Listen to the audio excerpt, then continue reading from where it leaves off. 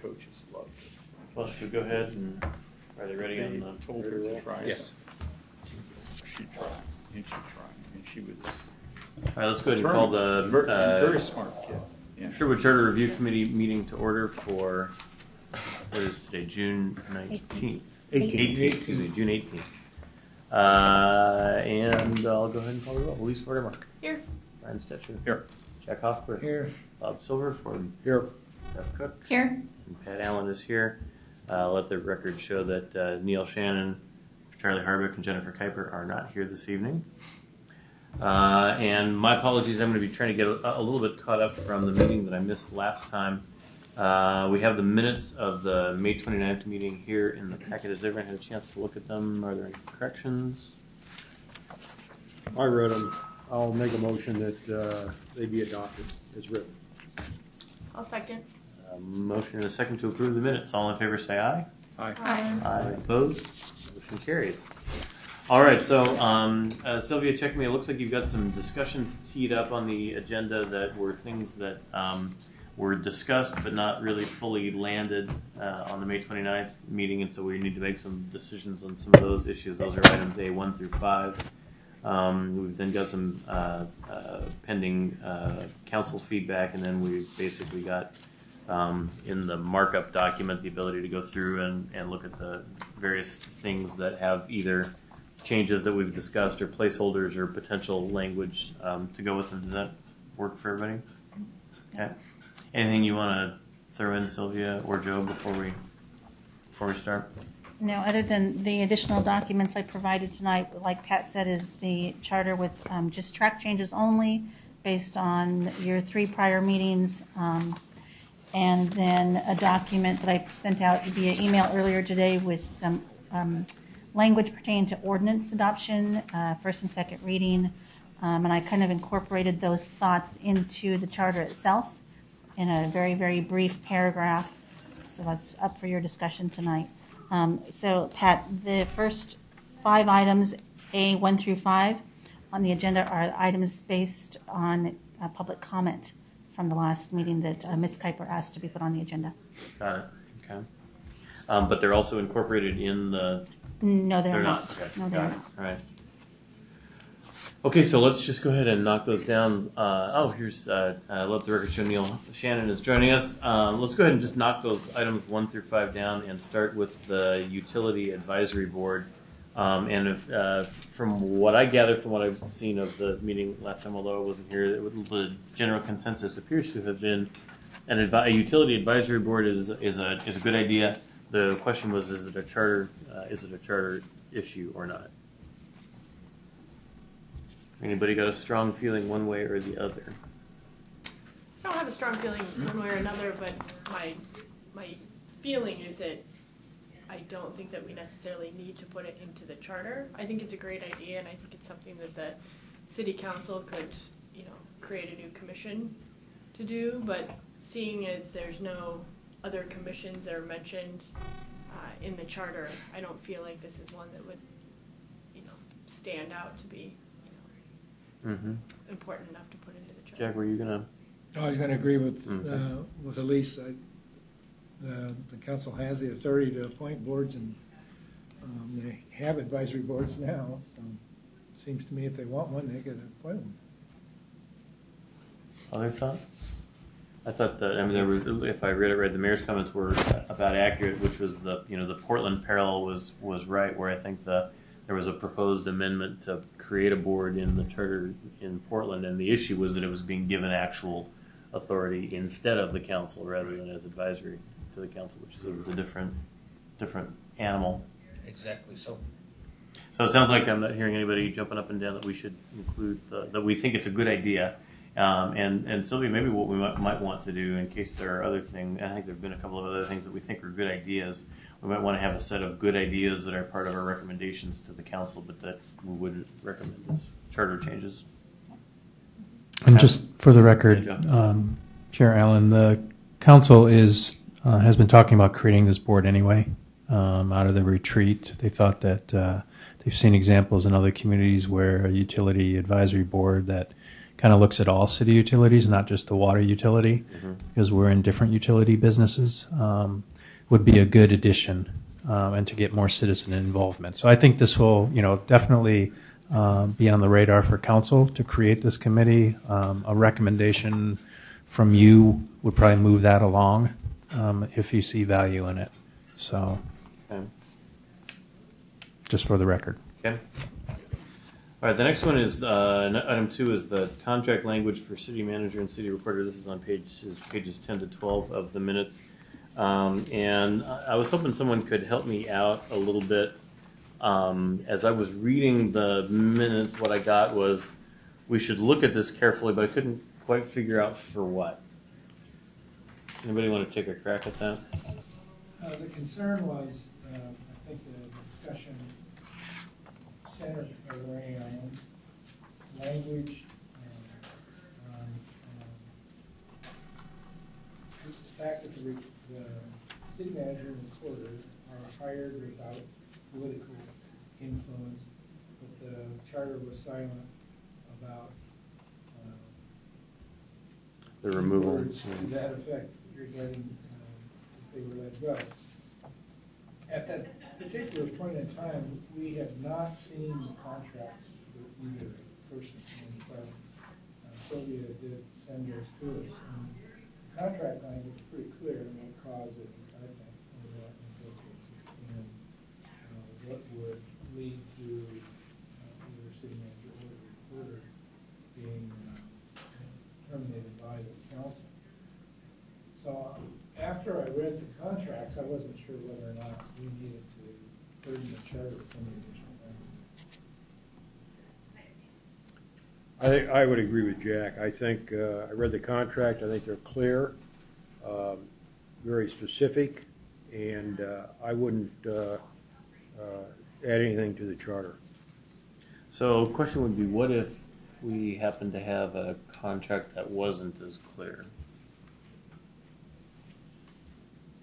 Would this charter language that we've kicked around, and it seems to constrain us rather than empower. It seems to constrain the city rather than empower the city, right? The language, because you get into a discussion of what is a political. Right. That was a point the mayor brought up, is in acting as a citizen, was how do you define what political interference? From what you said, that you could count a lot of what ifs. I think it's incumbent upon the city to have a contract that spells out everything, that it's clear. And I guess if they write a contract that is a poor contract, that's on them. Somebody needs to be sure that contract is specific, and I would hope that these contracts are looked at by an attorney. Yeah, I guess the real question here is, does the charter language provide enough guidance to make sure the city writes a good contract without getting down the dot and I's and crossing T's? You want to, in my view, the charter ought to give them enough guidance so that they can, with intelligent legal counsel, intelligence legal, come up with a contract. Well, is it the charter's is the charter's responsibility to assure that a good contract is written?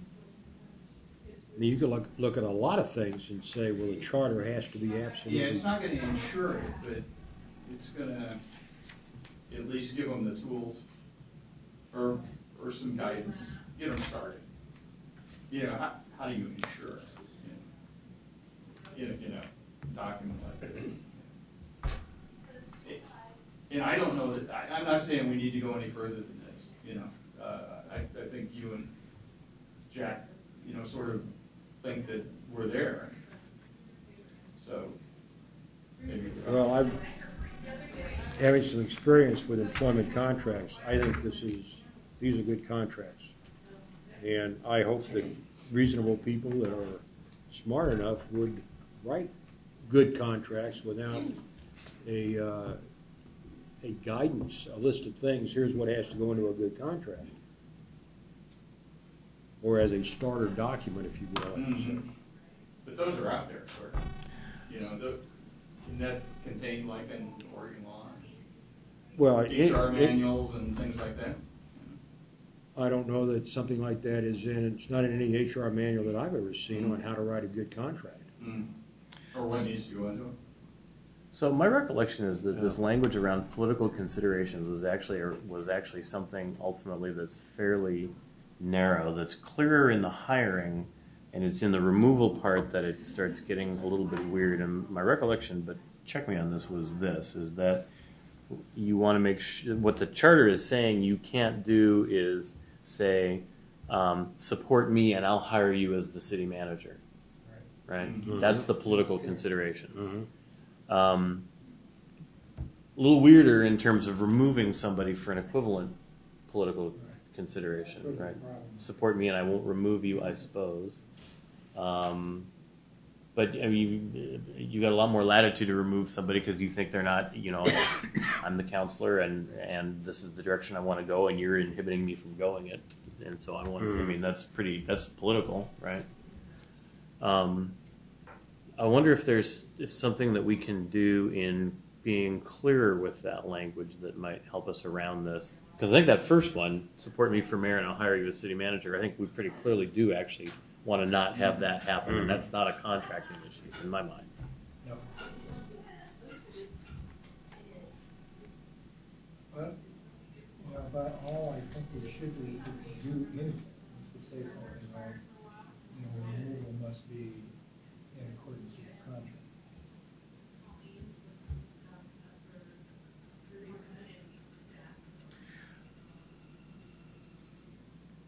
You need to say that. Well, the charter doesn't actually say you have to have a contract, That's does in the it? contract. Well, that's true, too. Perhaps that's all the charter should say is there shall be a contract. Can we think of a certain reason that we would not want there to be a contract?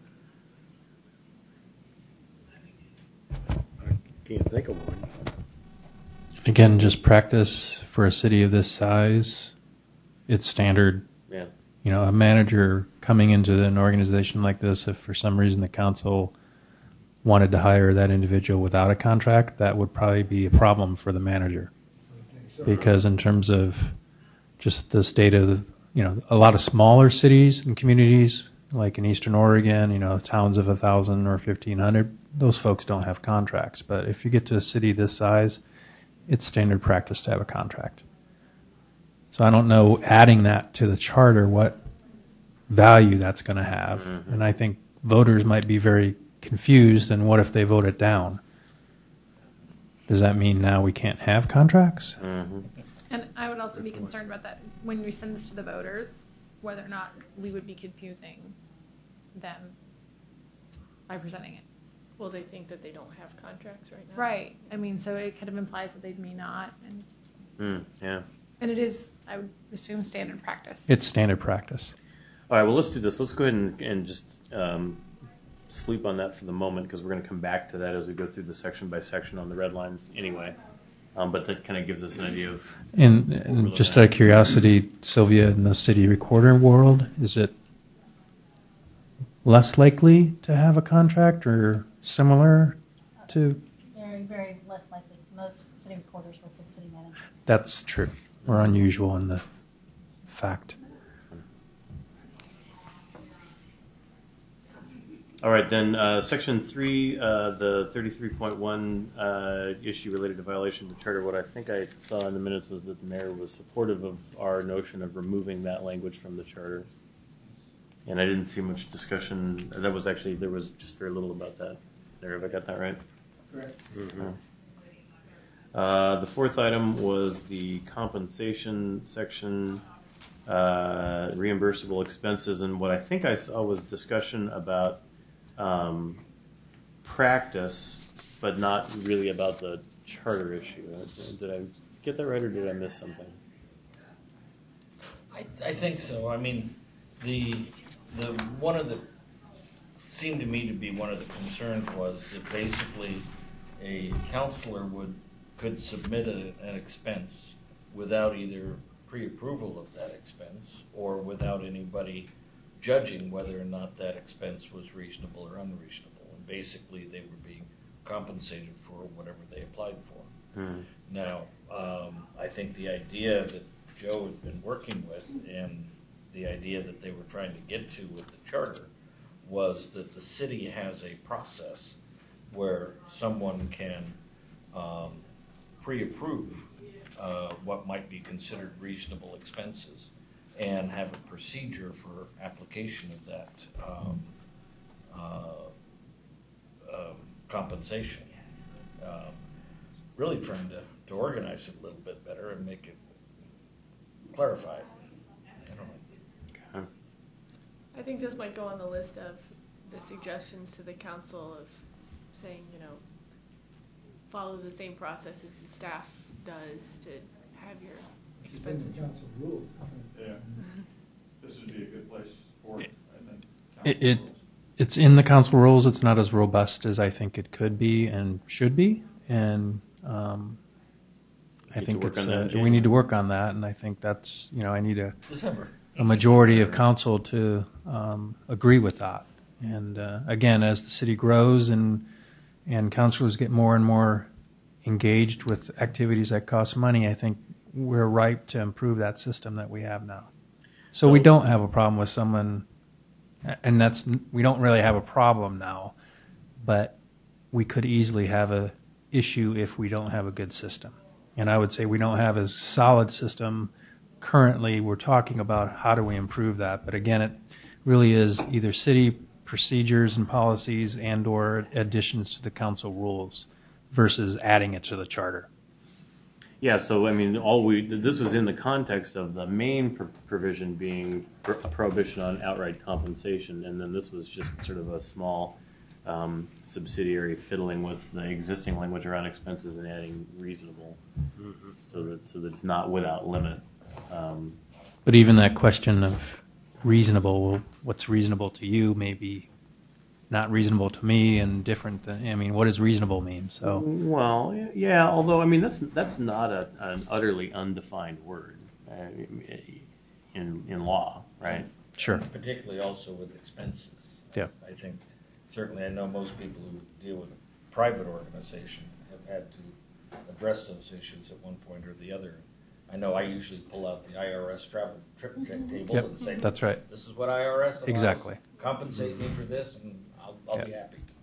And again, I think we have a good system for employees in terms of travel and expenses, and we just have to kind of extend that to the council and have a discussion with them and get them on board. So, Joe, a quick question. Is it standard practice in the cities for the city manager to approve the expenses for council? again, it varies in terms of who that approval is, but technically, yes. Okay. Every job I've held, I was not able to have an underling approve my travel expenses. Yeah, it's a little unusual. Always was upstairs to approve the travel expenses. Somebody that was not in my direct supervisory chain. And the challenge for myself and my position is when we don't have clear policies in terms of what should be approved and what shouldn't be, the first time I have to say no to something is pretty tough. Mm-hmm. Part of the question on that might also be budgetary. Yeah, Which and is, that's, you want an expense, where is that in the budget? yeah. All right, well, again, let's go ahead and shelve this for the moment. We'll come back to it in the red line discussion. The last item that was brought up in public comment was the Chapter 3 language regarding agenda amendments, where we had inserted some language, and what I think I read was testimony in favor of keeping that because it was stronger than covering the same topic in the council rules. Have I got that right? This was the Renee Browse testimony. It's on bottom of page 12.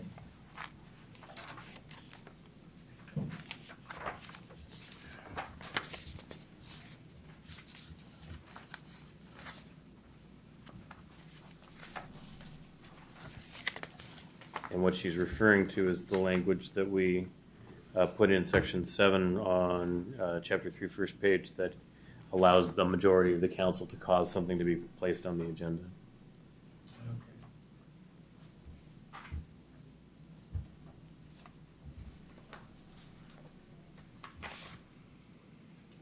Am I remembering, or am I reading what happened accurately? Okay. All right, so that really kind of sums up the discussions, and so we got a couple of things that we need to come back to in our discussion of the red line, and a couple we've kind of disposed of as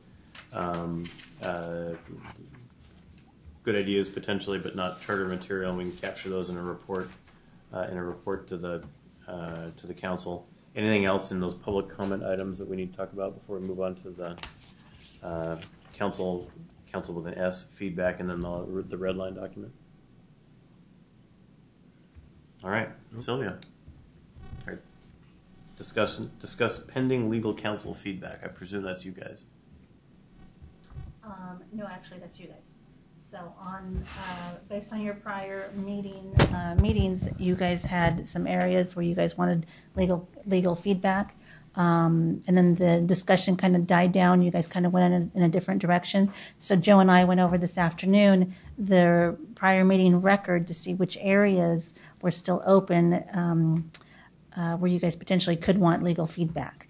So I guess my question to the committee is, does anyone recall any topics sticking out that you want legal feedback on? So it's pending requests for legal feedback. Do we have any requests that are pending for legal feedback? Okay. Well, then let me suggest this. Let's go through the red line document, because I think if there are any, that will prompt recollection of it, or it will remember it was really important, or we're not maybe remembering it was really important right now. And I think we're at the place now where we're really taking a pass for what's in and what's out, because we've been over the topics a couple of times. We've got some specific language in front of us. We've had some feedback. And I think now, from my standpoint, the lens ought to really be, is it a meaningful change that we can package in a way that makes sense to voters, that isn't a confusing issue that will, make the charter better and kind of hangs together as a piece of stuff. So first one we got on page 1, section 1, is deleting the 2005 reference to the name of the charter. My only comment on this one would be, I would love to have some other really grammatical kind of cleanup things to be able to package together as a single piece and throw this in with. Otherwise, it's kind of hanging out there as a, logical as it is, kind of a weird one. Any other thoughts on that one? No, I agree. Okay.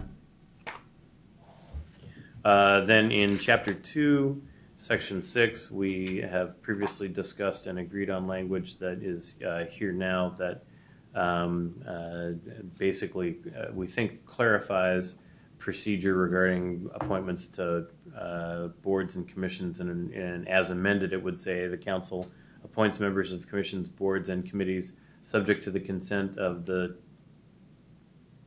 That's weird. That's It said it twice. I think it should have been the mayor appoints subject to consent of the council, isn't that where we ended up?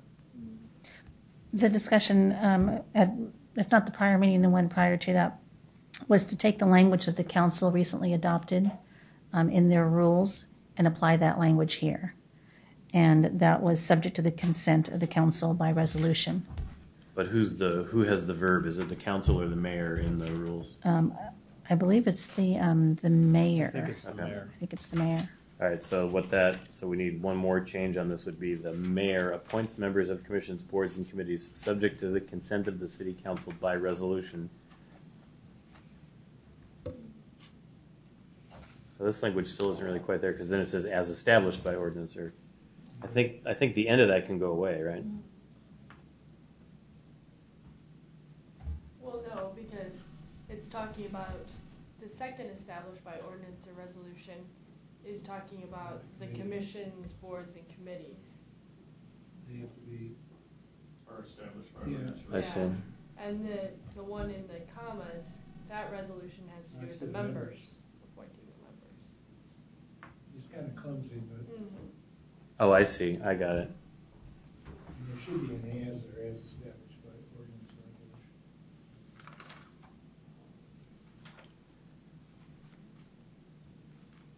Actually, Well, couldn't you move the last as established by ordinance or resolution up? yes. So it's the mayor appoints members of commissions, boards, and committees as established by ordinance or resolution, subject to the consent of the city council by resolution. Yes, that would, I think, work well. It's clear at least. Is it the right thing to do? That would be our standard. Sylvia, you got that? Mm-hmm. And we're still okay with that's what we want, is we want to clarify that mayor appoints, council approves. Okay. So we'll need to see wording back on that one. So the next one is Chapter 3, Council. And this is the language we just talked about a minute ago. A majority of the council may cause an item to be added to the agenda of any meeting or to the agenda of a future meeting if needed to meet requirements for public notice.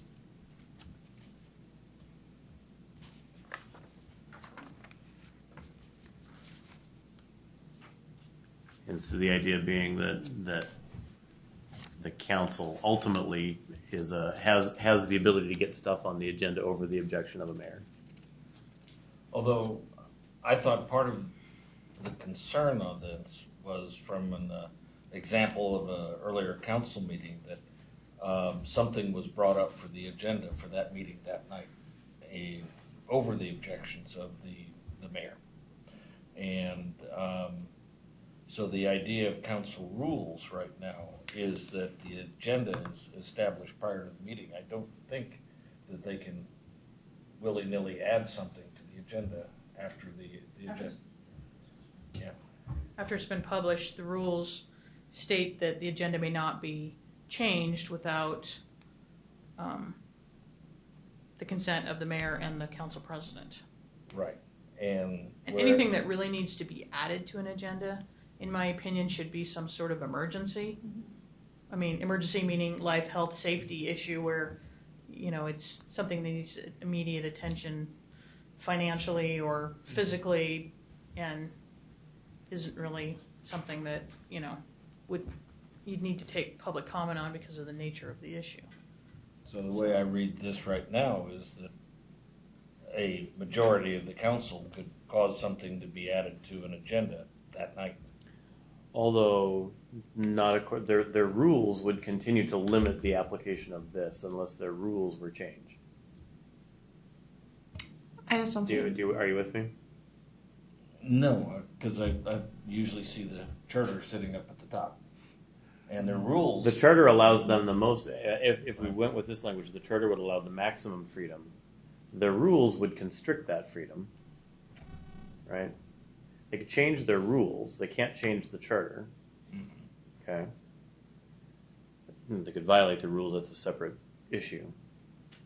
They can't. In the rules, they can constrain themselves. They can't give themselves more than they have in the charter. That's the hierarchy I think you're thinking of. Yeah, they aren't violating the charter here by making their rules more specific. Right. I just don't see this as necessary. I mean, I think that it's really important for the public to have notice. And even though it says, the particular instance that Neil was referring to was an embarrassment to the city. I think that it was not an emergency that was taking place, and it was really just not something that should occur. There should be communication. The council should act as professionals. The mayor and the council president should be able to work together. And I don't think that we need to have this language in the charter. And I can pretty much agree with that, in as much that at the time that we first discussed putting this in, I don't think the rules were anywhere near where they are now. And I think that was partly because of the problems that the council ran into. So I can agree with Beth. Well, one of the reasons we amended the agenda was because the agenda was being amended. Amended the council rules because the agenda was being amended by the mayor whenever he felt like it, published or not. Right. During a meeting, right before a meeting. So that's why we amended the council rules.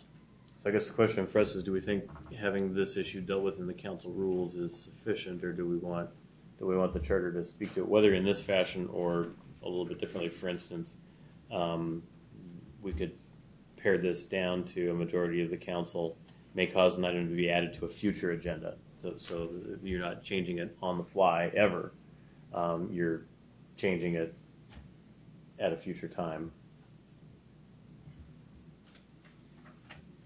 Can that happen now? I mean, can council say, oh, we want to discuss this at the next meeting? I mean, They I don't think so. they can, but it's not They can't. required Right. that the mayor and I put it on the agenda. If the mayor and the president don't want to have it on the agenda, it doesn't come on the Be agenda. stonewalled there. Right. got it. And I think that's a problem. So I by do too. adding the statement of a future agenda in the charter, then you are allowing another door. You empower a majority of the council to cause something to be put on the agenda, but if you restrict it to future agenda, then you eliminate the opportunity for a majority to do something funky on the fly at a meeting. I could accept that. Because at future meeting, you're kind of saying it has to be noticed and properly and things like that. So how would this read? A majority of the council may cause an item to be added To the agenda of a future meeting. to the agenda of a future meeting, and is Any future meeting? of a future meeting. Yeah, and so you eliminate the language at the end if needed, and you eliminate the language To the agenda of any meeting. to the agenda of any meeting, or Yeah, I should strike. so a majority of the council may cause an item to be added to the agenda of a future meeting. Period. I can go with that. So that means that it has to be done in the future, but you can't be stonewall. Next one is on page 2, chapter 4, legislative authority. This is ordinance adoption. This is the stuff we spent a while on multiple readings, and we've seen some example language of some other charters. And right now, what we have is language that, as amended, would say adoption of an ordinance requires approval by a majority of the council. Adoption of an ordinance requires 2 readings of the ordinance title at 2 separate meetings. The second reading must be at least 6 days after the first reading. The council must accept public comment prior to the adoption. So just for clarity and for the record, this language was not necessarily discussed to this detail by the committee at the last meeting. Right. At the last meeting, I offered to, rather than bring back example after example, to try to craft something so that the committee can have a few steps in that direction. So this language was basically crafted by staff to give you guys something to start with. But in line with the conversation we've been having about some kind of a process. Correct. And actually, as I'm reading this, I think this red line language would take the place of the existing language, right? Correct. Except for the first sentence, Oh, so we would keep the first sentence, okay. if it sounds. Right. It sounds a little clunky. Mm-hmm.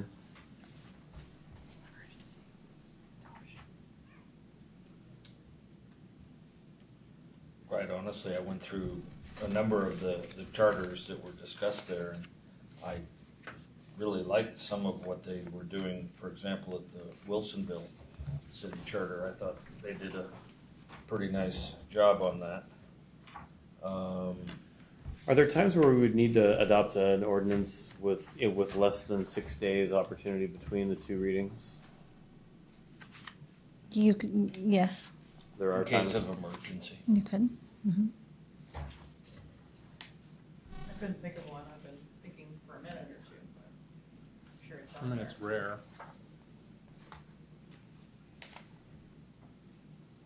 So we were invaded by an army of clowns, and you didn't want to have clowns camping in the parking lots. Well, you think of the recent marijuana dispensaries. Just picking a bad example. Weird. So what worries me about just sort of saying in case of an emergency you can do it faster is that that's just incredibly subject to abuse, right? Half of every bill that passes in the legislature has an emergency clause declaring an emergency and making it effective. Well, not half, but a great many. Sure. And the emergency is we need this to be in effect sooner, or want it to be in effect sooner. The emergency could be we don't want to take 6 days.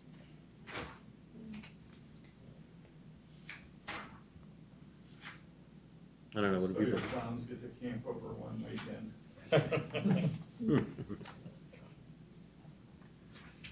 But no open fires. That's right. Yeah, I can't imagine an emergency. Probably the only one I could think of would be medical marijuana or marijuana distribution, depending upon. Where I was going wasn't really anything even substantive in terms of legislation, but I was thinking in terms of some action that we were required to take because of a bond issue or something like that. Well, ordinance can mean an existing ordinance too, right? So we could need to repeal or amend an ordinance as an emergency, possibly. And Correct. 6 days is gonna kill you. I mean, Sherwood will cease to function as a city. I don't know. I can't think of an example, in all honesty. Bonding is the only place I can think of where you could actually be. Yeah.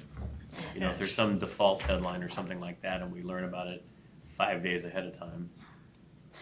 And Chair Allen, the language, the purpose for the 6 days, if you look at the Beaverton as an example, that was so that the council could not have an ordinance one meeting and then turn around within the next day, meet that 24-hour notice, and then have another ordinance. Right. To have, the committee had discussed at the previous meeting, to have the public, give the public an opportunity at a 2-reading ordinance.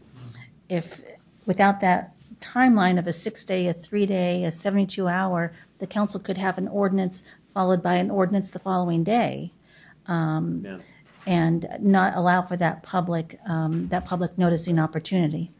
What about a provision that says that they can enact an ordinance with less than 6 days' notice by declaring an emergency and subject to a unanimous vote of the councilors present and voting? Go ahead. I was going to say that unanimous, I would think it should be a requirement. So that if it's a true emergency, that it require unanimous consent. And in fact, in all of the example charters that they gave us, they all had unanimous requirements for emergency legislation.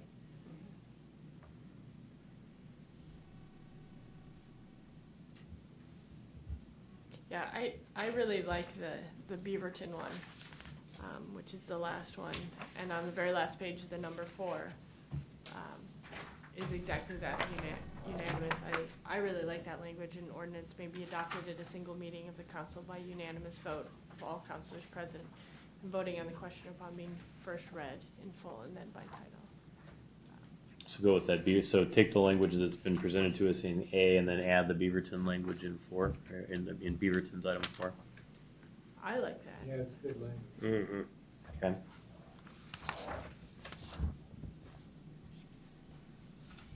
So I'm sorry, Chair Allen, can you clarify that again? Yeah, we're going to take the language that you gave us on adoption, right? Okay. But we're going to add to it the language that's item number 4 in Beaverton's language on ordinance adoption, which is their emergency procedure, Okay. and just lift their language directly, it sounds like.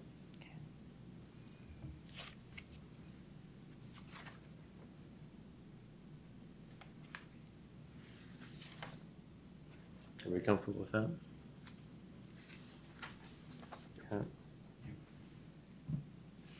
Okay, that gets us to all the way down to page 5, chapter 8, which is the appoint of officers stuff that we talked about before. And it's this question of appointment or removal for political considerations. The proposal is the proposal we had previously discussed was to add removal may not be based on political consideration. We do that both in section 8 or section 33, chapter 8 for the city manager, and again on page 6 and 7, section 34 in the city recorder. And I guess where I am is, as I look at that language, I'm back to the lens of what will the voter think, and I'm not sure what the voter will make of that. And good Lord, what happens if the voters say no? Right. They certainly can be removed for political consideration. That wouldn't be quite what we had in mind. Yeah, I think we need to take that out. Yeah, my only concern was it opens us up to potential lawsuits, because what if someone claims, hey, I was removed due to political considerations? I mean, it doesn't matter if it's true or not. It would be not unforeseeable. You would see lawsuits out of this. I can't remember who raised this as something that they were interested in back at the time. Was it Jennifer? Yeah, it just seemed when I read it the first time that we talked about, appointing them for political considerations, we ought to address removal. Right. It was sort of a linguistic equity Thinking thing. about Right? it for a while, Okay. I think that's where I am. And at the time, we had not seen the contracts. Right. Okay, that then gets us down to the bottom of section 33, which is the removal of the mayor by a majority of the council because he or she has monkeyed around in city business that they should not monkey around in. I'm still feeling pretty strongly that this has never been a useful thing and it's caused some perniciousness, and I would prefer to see it removed, and the voters have the check on that. So the question comes back to, how do you sell that to the public? I mean, how do you phrase that in such a case that we're improving the charter? Because this retains the election or removal of the mayor in the hands of the people of the city, and doesn't delegate that decision to 4 councilors. How I'd argue. Yeah. People continue to have the right to recall, and they continue to have the right, if someone at the end of their term runs for re-election, to consider these kinds of issues and whether they vote for that candidate. And just because mayor pissed off the whole council, they don't want to. Yeah. Sometimes that's the mayor's job, right? Sometimes that is the mayor's job. Yes. All right, good. Everyone's still okay with that one? Okay. So I have a question. We're not talking about coercion of the council. Right, we're talking about coercion of staff, interfering with staff. Right. Right.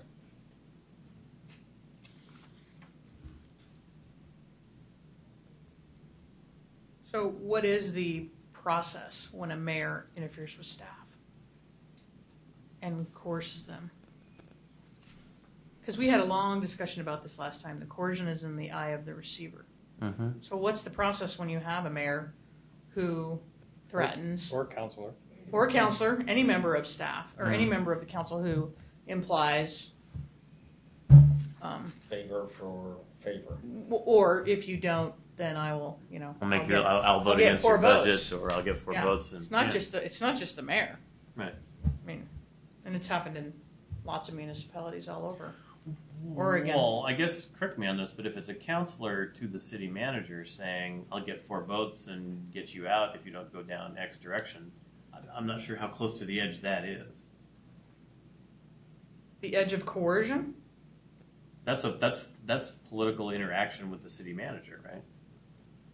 Yeah, I would, again, depending on what it is. Right. If it's something illegal, Well, yeah, right. right. I don't care how many votes you Right. got. I'm not going to break the law. But if it's like, look, I can get the votes to get this done, and I need your cooperation to get it done, and I've got the votes. That is political reality. That's the world we work in, and I don't see that as coercion.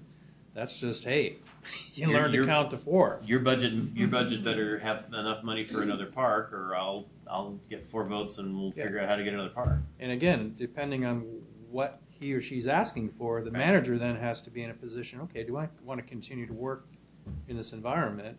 Right. When the council's going this direction, and I think the city should be going that direction. If the council thinks we should be going this direction, and it's the mayor at every turn or the manager who at every turn who's, inhibiting that, then to me that's how it's supposed to work, right? So I don't think that's a problem. If it's a councilor or a mayor going after the community development director or the police chief or whomever, then that's a different issue, and that's really about how the mayor manages the employees how the manager manages the employees that work for him or her. The fact that nobody else has this language makes me think it's not very important language. I would just be concerned that on the other side that it could be used for political purposes. to remove a counselor that may not agree with the majority. I mean, I think, again, it leaves us open to an area that's vague.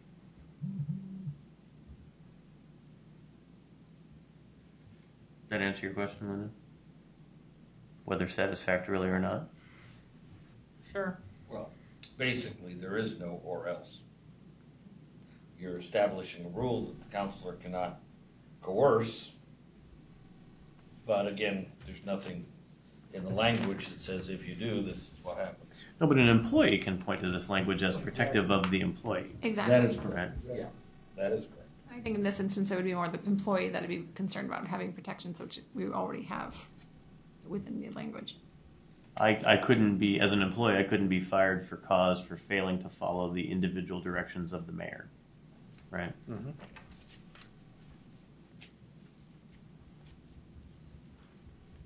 I'm comfortable taking that. Okay. All right, so then the next piece is 34B, we already talked about. That gets us to some language about the city attorney. And this is the notion where we added some language to clarify a couple of things around and mainly all around the notion that the city attorney can either be an employee of the city or it can be a firm contracted by the city. And we wanted to make sure that both of those things were equally, although you could argue that they were implied to both be okay, that this kind of grammatically calls it out so that there's not a question that either approach is a legitimate approach.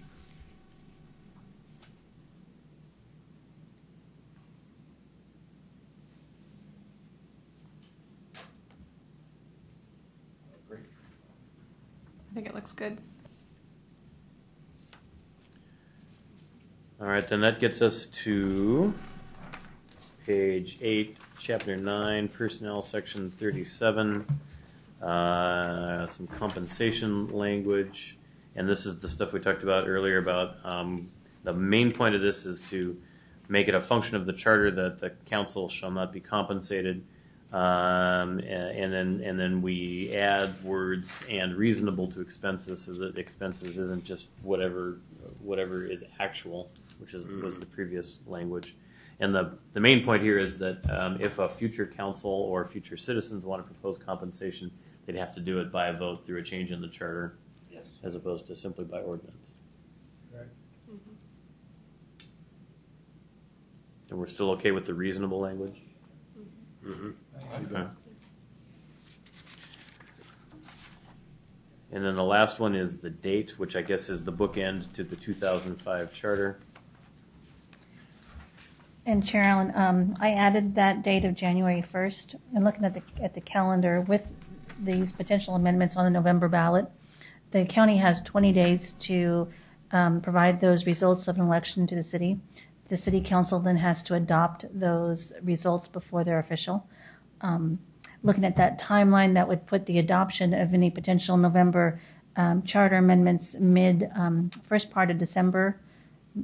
The council would meet generally the first part of December because they take the second week in December off due to the holiday. So looking at a date, what date could we put on the charter to make it effective? When you just said December, did you mean January? No, I mean, January. So I put January in here, saying that for all the processes that have to occur, January 1 is a good start date for the charter to be effective. Oh. Anybody got concerns about that? I think that's fine. Okay. All right, that gets us to the end of the topics that we have talked about and the language that we have looked at. Has anyone got anything that now occurs to them as something that they think continues to be a problem? Chair Allen, I think we skipped over our favorite topic, solid waste incinerators. Oh, Well, based on your email, I thought that was deliberate. we should probably get it in the record, however. Okay. So yeah, I guess we passed over chapter 11, language on solid waste incineration and Willamette River drinking water. Back to my lens and of what the heck will the voters do, and Joe's email about the status on the solid waste incineration statutes. I'm thinking leave well enough alone. So am I. I see everybody nodding, so I will leave well enough alone. I actually noticed on the Willamette River water language that Wilsonville, I was looking at Wilsonville's charter, they still have that prohibition in their charter. Yeah. But similar to ours, their voters said yes, but it's still in their charter. Yeah. So, I think adding that note, voter exclusion. yes. Right. Okay. Any other issues that anybody's got? I didn't run across any of that oddball language that we were talking about at one point.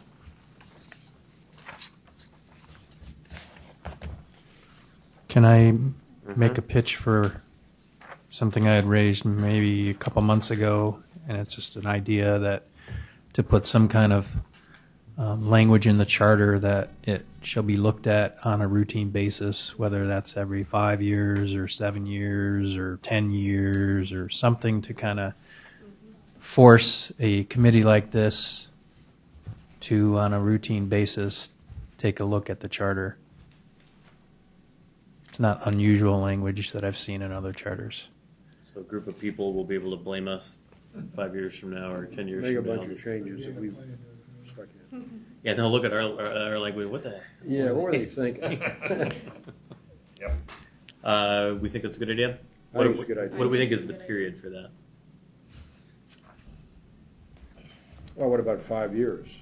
I mean, that's a lengthy enough period of time, and a lot of changes can happen during that time. I don't think it ought to be any longer. Okay. Beth? I could go 7, but probably not 10. 7 was the number that kind of struck me.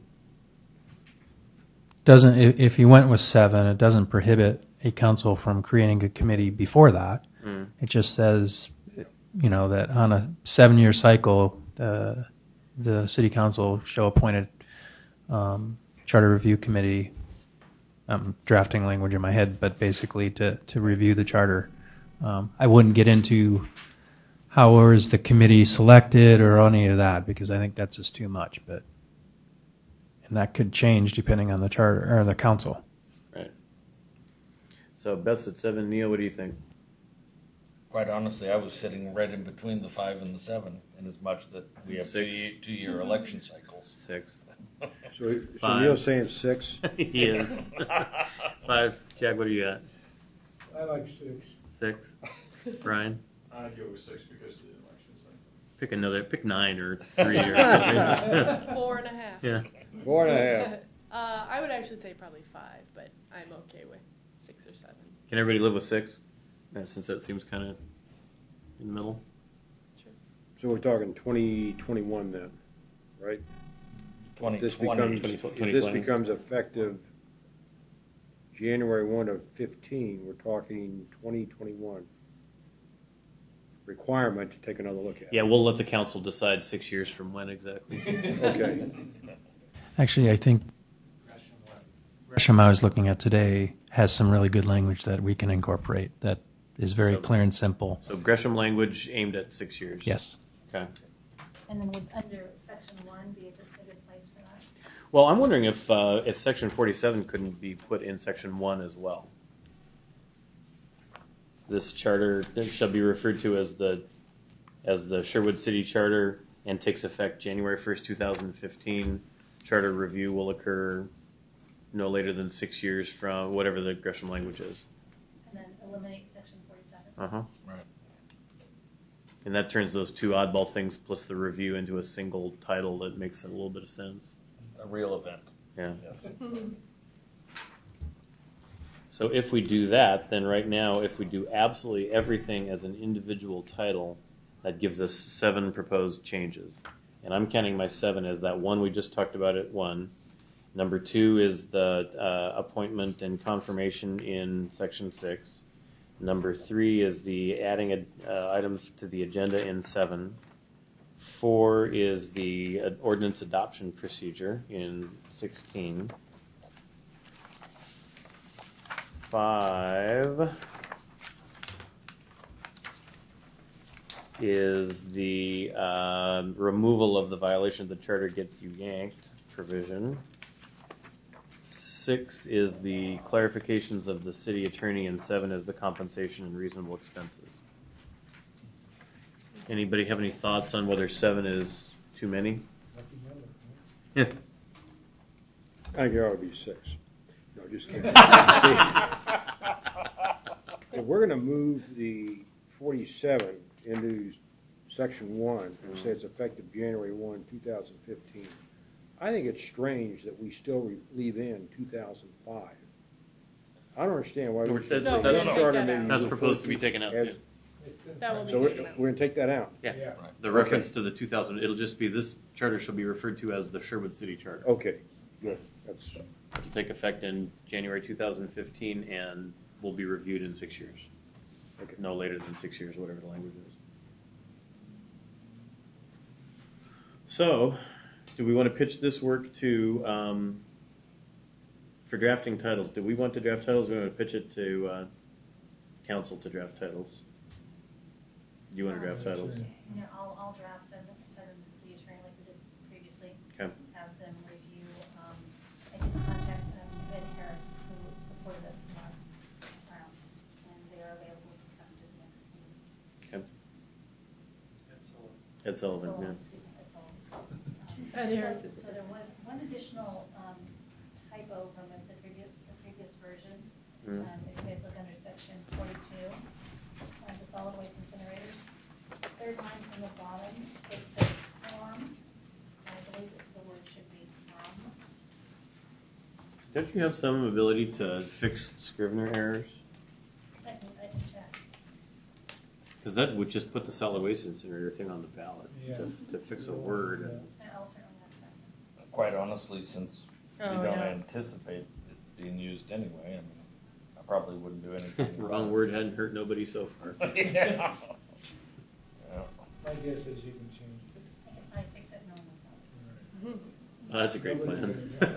Let's adjust the Constitution. Get rid of that pesky little Second Amendment. Yeah, really. Thanks for that. Those cards and letters go to Neil Shannon, Vice Chair. So, Chair Allen, if you can just go through the 7 ballot titles again. Yes. So Title I would be the with a combination of Section 1 and 47 with the addition of the 6-year review period. Title II would be the mayor appoint council consent by resolution language in 6. Title III would be the council ability to add an agenda item to a future agenda in 7. Title IV is the ordinance adoption procedure with the inclusion of the emergency ordinance language from Beaverton in 16.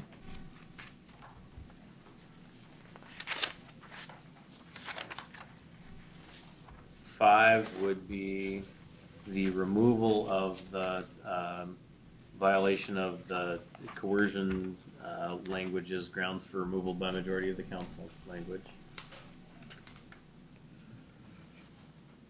6 would be the clarification of city attorney as an employee or as a contractor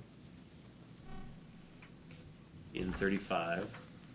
And 7 would be prohibition on compensation and clarification that actual expenses need to be actual and reasonable in 37.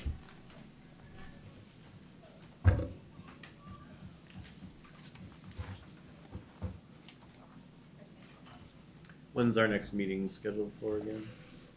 Next Thursday.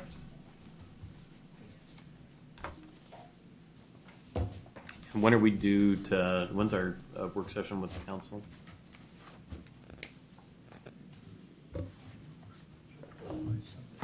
Yeah.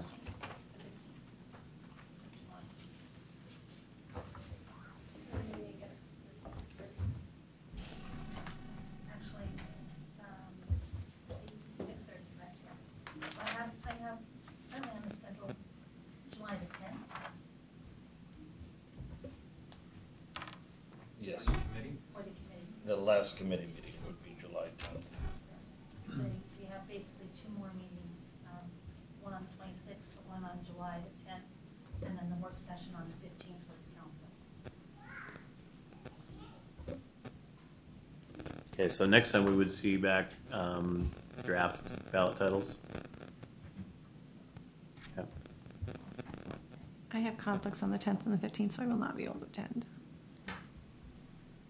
and I won't be here next week for the next meeting. Beth, will you be here next week? Yes, I will. Okay. Anybody else? No, they're not going to be here next week. After next week, Joe will not be. Okay. After next week, I think as long as we've got a quorum to act, really the substance is pretty much done. So I'm less concerned about making sure we have way more than 4.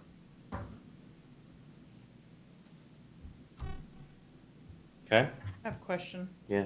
When you're combining section 1 and 47 and What was the date afterwards, July 10th? 15. Recommending a 6-year review of the charter, what kind of language? That's the Gresham language that Joe was going to pick up for us that is very specific about when it starts. And whether or not it's referred in a general election, or does it have that kind of detail? No. Okay.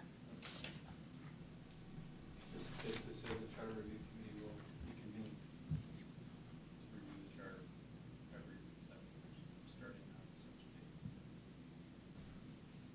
Well, and we didn't do all of our stuff obviously on a general election either. So No. that would leave it to that future charter review committee to plan its own work, to make the same stellar decisions that we have made.